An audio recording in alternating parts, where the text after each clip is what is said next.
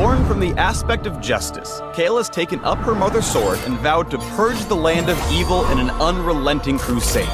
She increases in power over the course of a game, sending wave after wave of fiery celestial fury to serve the unjust their final judgment. The righteous shall prevail. Welcome to the Kayle Champion Spotlight. Kayle's passive is Divine Ascent. Over the course of the game, Kayle rises closer to her celestial form, increasing the speed, range, and power of her basic attacks. As evil grows, so shall I.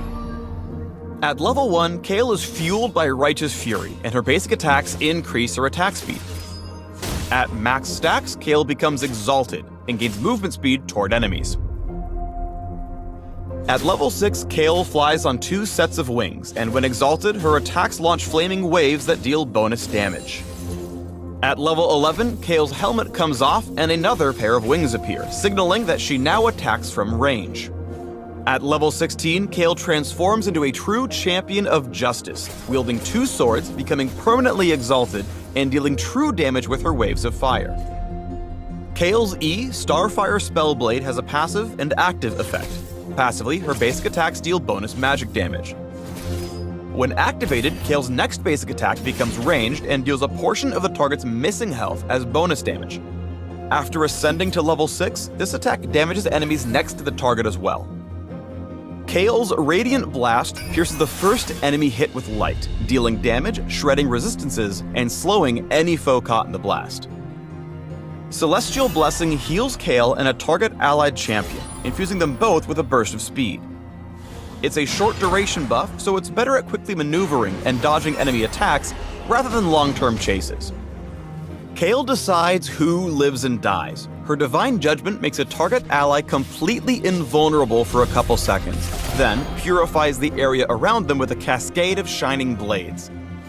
Kayle can move while casting, but can't attack or cast other spells until the swords fall.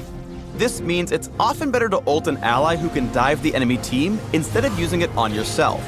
You'll save them from certain death and massively damage foes at the same time. In order for Kayle to truly mete out justice, she must ascend to her final form as quickly as possible. However, her weak early game can be hell, so you'll need to play safe to avoid becoming superfood. Rely on Radiant Blast and Starfire Spellblade to farm from range. If you stray too close, or try to wing it in a fight, you'll be butchered where you stand. Calling on allies for aid can spare you the worst of your rough early game. Use Divine Judgment for a clutch intervention, then turn the fight in your favor and get the kill. The Righteous really shines once she reaches level 11 and starts to outscale enemies.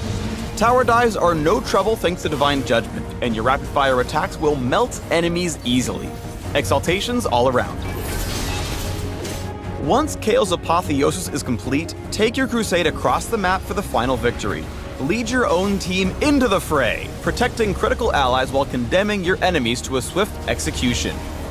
You'll win the teamfight just as you planned. If you want a glorious paladin who eventually becomes a godlike agent of punishment, rise with Kayle and serve them justice. For more info on the Righteous and her fallen sister, soar to the links below. And remember kids, Kayle is good for you. Spinach is better.